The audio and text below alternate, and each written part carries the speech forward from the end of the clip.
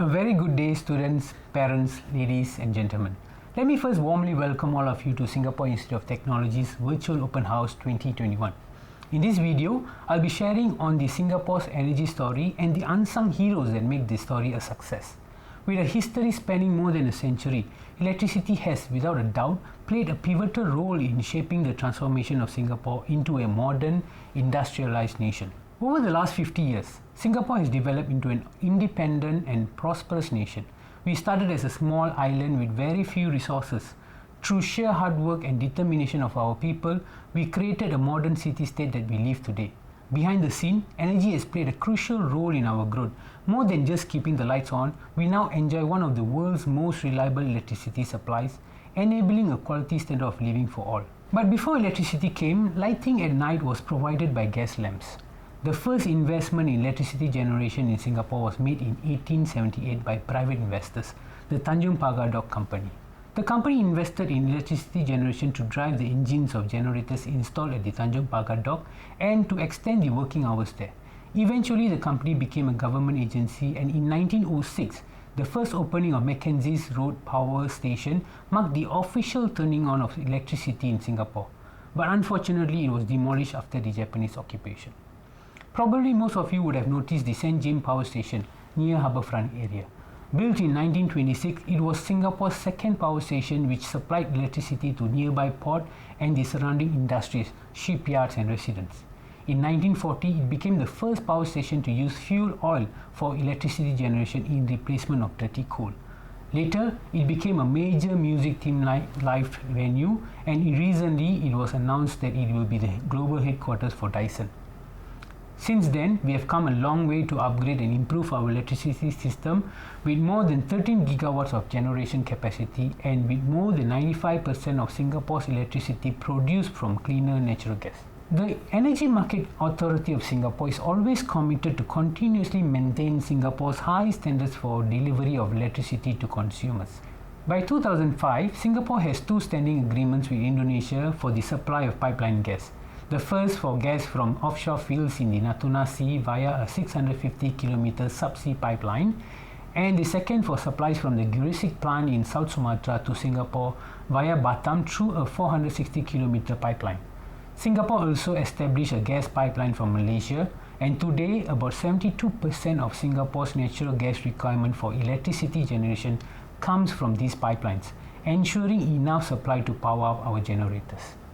The power lines that connect the power plants to consumers is a network of cables of 27,000 kilometers long, more than the distance from Singapore to San Francisco and back. SP Group undertook the construction of transmission cable tunnel system in 2013. While regular cables are buried 3 meters underground, the underground transmission cable tunnel system is much deeper, at 60 meters below the surface. This is equivalent to the height of a 20-story building. Eventually, the tunnels will be unmanned, watched over by a network of sensors and just robots which can detect hazards such as fires and water leaks. The tunnel system makes it easier for engineers to access these cables, eliminating the need to dig up and cover the streets to do cable repair or replacement. The effects of climate change are irreversible on the timescales of people alive today and will worsen in the decades to come. Global climate change has already had observable effects on the environment with global temperature rise, acceleration of sea level rise, and increase in amount of carbon dioxide in the atmosphere. For the power and energy sector to evolve to meet climate change conditions, it is embracing digital technologies, automation, and bidirectionality, mainly driven by increased competition, customer demand to decarbonize, introduction of electric vehicles, and promotion of clean energy technologies. With the power and energy sector being the top contributor for carbon emission, various policies and strategies have been set out to ensure Singapore meets its emission targets through concrete action across all sectors to facilitate a low carbon transition, building on its long-standing emphasis on sustainable development. In the power and energy sector, the next chapter of our energy story will harness 4 switches to guide us and transform our energy supply, focusing on 1. Natural gas generation, 2. Solar energy, 3. Regional power grids, and 4. Emerging low carbon alternatives. For the natural gas generation switch, we will focus on new ways to improve natural gas generation efficiency and diversify the import, storage and conversion of natural gas. For solar energy switch, we aim to increase our solar deployment to 1.5 gigawatt by 2025 and at least 2 gigawatt by 2030 by increasing installation on building rooftops, reservoirs and offshore spaces. For the switch on regional power grid, we will facilitate greater interconnectivity between countries in the region and therefore allow us to access energy resources that would otherwise be unavailable or limited in Singapore. Singapore will also explore the fourth switch on emerging low carbon alternatives such as hydrogen and carbon capture, utilization and storage, which can potentially help us further reduce our carbon emission in the longer term. In order to achieve what we have done till today, we relied upon powerful men and women who gave their unwavering commitment towards growing our country's electricity sector and ultimately keeping the lights on for Singapore. These men and women are truly Singapore's unsung heroes. These superheroes have played major roles in different sections of the larger electricity system, be it in the generation, transmission, distribution or consumer side. Some ensured that power plant operated 24/7 reliably, meeting the power demands of the people. Some ensured the power transmission cables were regularly inspected and maintained. Some were designing and installing the electrical power network of our MRT and LRT lines. Some were involved in electricity network operation and management of industrial and commercial facilities. And some were involved in research and development work to develop solutions that allow for improved energy efficiency and alternative energy sources. They are all, for me, like the E-Man superhero character in the early 1970s, where he became an energy being that could take any form of matter. It is not an easy task of ensuring everyone have hot water in the morning to bathe, powers to their mobile phones and electricity to power the MRT that they take to school or work. But it is truly a purposeful and meaningful work. Our energy story is a long-term effort. We need concentrated effort from everyone, from businesses to research communities, youths and union and the general public to achieve this vision of cleaner and more efficient energy future. More importantly, with many of our superheroes aging and to achieve what we aspire to do in the next chapter of our energy story, we need more heroes with superpowers to join the electricity sector. We invite all of the students out there to be part of this change to make the earth a better place while ensuring everyone have the standard quality of life. To be a hero in the Singapore's energy story, the first step is to join the Bachelor of Engineering in Electrical Power Engineering at SIT. Let me give you the top 5 reasons to join the ENG in Electrical Power Engineering program, EPE in short. The first reason, the degree is awarded by 2 universities, SIT and Newcastle University. SIT was established in 2009 and gazetted as an autonomous university in 2014. SIT currently has 6 distributed campuses with its main campus in SIT at Dover. As of 2020, we offer 46 programs with an enrollment size of more than 7,000 students. SIT is a university of applied learning. We offer industry-focused degree programs integrating learning, industry and community targeted at growth industry, in our case the electricity sector. We partner with Newcastle University, one of the largest power groups in the UK with over 140 years of experience, to help prepare our students for a career at the forefront of electrical power engineering, including roles in transport electrification and renewable energy. Newcastle University houses the UK's National Centre for Energy System Conversion and UK's Advanced Propulsion Centre. They bring with them extensive industry experience in smart grids, renewable energy, power systems and electrical machines and drive. The second reason is that the program offers honors degree in the electrical engineering domain with specialization in 2 power engineering tracks, namely power and energy and transportation electrification. The power and energy track is directly related to solar and regional power grid switches in the Singapore energy story to support increased penetration of solar energy at land, rooftop and offshore platforms, as well as to tap on import of electricity from other regional power networks.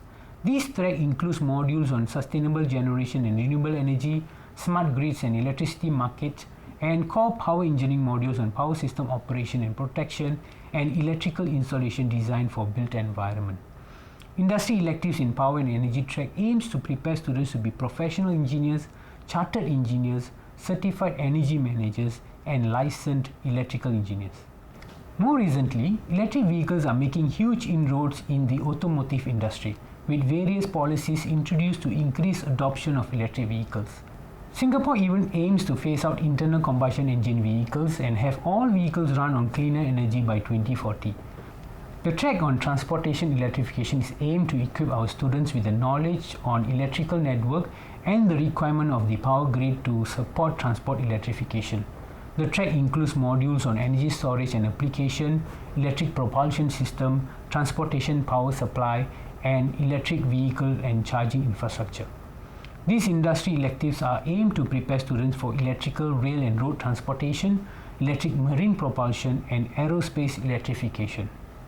The third reason is that the future SIT campus will be part of the Punggol Digital District that will feature a fit-for-purpose campus where the reimagining of higher education can take place within a community setting together with businesses at JTC building and residential consumers at the HDB blocks. SIT worked with Singapore Power to build the Punggol campus microgrid as a microcosm of the future grid, which is highly decentralized, digitalized, and with two-way power flows. Sunseap will also partner SIT to explore solar energy technologies and energy intelligence. These will provide opportunities for applied learning in an authentic environment for many of the new capabilities needed. For example, in high voltage DC, bidirectional capabilities, application of modeling and simulation, and artificial intelligence to power system. Furthermore, co-location with industry will also facilitate joint experimentation and co-creation of education programs that are highly relevant to the industry needs. The fourth reason is that the last 12 months of the program is spent on integrated internship and industry-inspired capstone project. Typically, a student will spend the first 4 trimesters undertaking core modules in electrical and electronic engineering, followed by industry electives in the 2 tracks, power and energy and the transportation electrification track. The student has the flexibility to choose the preferred industry elective from any of the tracks. Subsequently, the student will undergo integrated work-study internship from the start of Year 2 Trimester 3 till the end of Year 3 Trimester 1. This is followed by the last trimester of the program with 2 industry electives and an industry-inspired capstone project, which is usually conceived to solve a problem statement faced during internship. We understand that engineers by their training are analytical professionals. On job in the industry, they require a variety of core skills from complex problem solving, troubleshooting to due diligence and communication. The program is also structured to provide well-rounded education with strong grounding in critical thinking, communication skills, design innovation skills, interdisciplinary project management with social context, and digital transformation. The highly robust and versatile curriculum aims to prepare students for lifelong learning in a fast-changing world. The last reason is that the degree program is 2 years, 8 months long, ending in April or May. This means that our students will graduate at the same time with their peers from other Singapore universities and thus enter the job market with the last 12 months of their degree program practically already working in the industry. This gives them an added advantage, and many of our graduates secure work at their internship company even before graduation. We have come to the end of the presentation. In summary, the recent developments in the Singapore's power and energy and transportation electrification sector are pointing towards a shortage of skilled professionals in the industry. The demand for electrical engineers has historically seen a steady increase, but it is set to rise further in the near future. We hope to welcome you into our EPE family at SIT and provide you with the knowledge and skills to play a hero's role in powering people's life. Thank you.